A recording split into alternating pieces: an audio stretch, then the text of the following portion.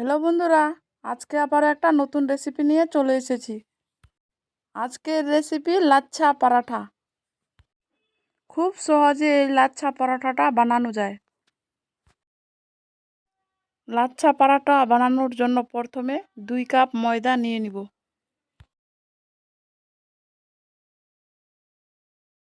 পরিমাণ মতো দিয়ে দিব লবণ।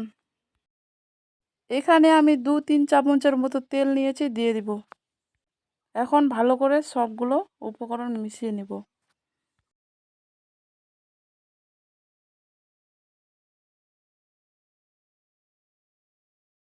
এখন ভালো করে মেশানো হয়ে গেছে।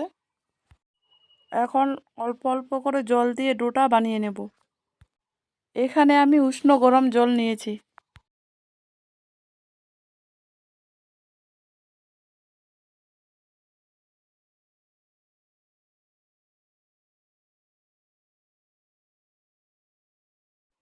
এখন ডোটা মাখানো হয়ে গেছে। এখন ডোটাকে 30 মিনিটের জন্য রেস্টে রেখে দেব। 30 মিনিট পর ঢাকনাটা উঠিয়ে আবারও একটু ভালো করে মেখে নেব। বন্ধুরা, ভিডিওটাকে শেয়ার করবেন। ডোটা মাখানো হয়ে গেছে। এখন ডোটাকে লেচি কেটে নেব।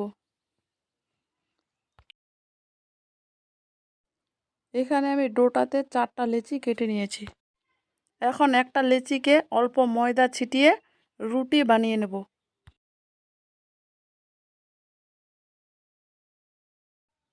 রুটিটা বানানো হয়ে গেছে।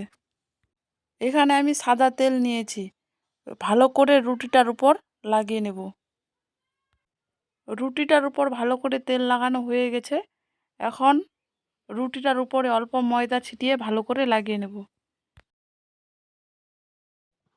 রুটিটার উপরে ভালো করে ময়দাটা লাগিয়ে নিয়েছি।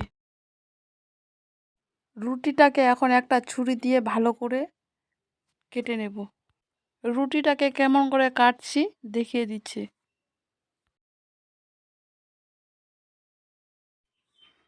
প্লিজ বন্ধুরা, যদি ভিডিওটি ভালো লাগে কমেন্টে জানাবেন।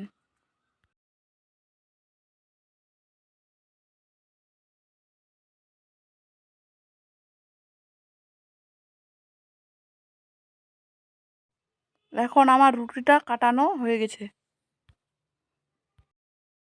এখন রুটিটাকে কেমন করে ভাঁজ করছি দেখিয়ে দিচ্ছি।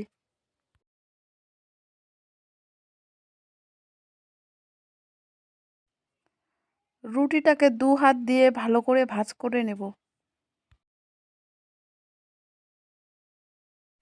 রুটিটাকে ভালো করে ভাঁজ করে নিয়েছি। এখন রুটিটাকে একটু পাকিয়ে পাকিয়ে লম্বা করে নেব। রুটিটাকে লম্বা করে নিয়েছি। এখন কিভাবে ভাঁজ করছি এখানে দেখিয়ে দিচ্ছি।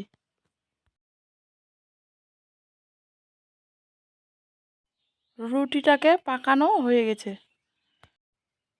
রুটিটাকে আর বেলনি দিয়ে বেলবো না, হাত দিয়ে টিপে টিপে চ্যাপ্টা করে নেব। রুটিটাকে যদি বেলনি দিয়ে বেলি তাহলে ডিজাইনটা নষ্ট হয়ে যাবে।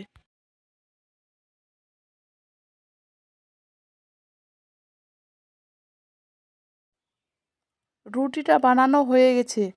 রুটিটাকে উঠিয়ে দেখিয়ে দিচ্ছি, ডিজাইনগুলো কত সুন্দর বোঝা যাচ্ছে। একইভাবে সবগুলো রুটি বানিয়ে নিয়েছি।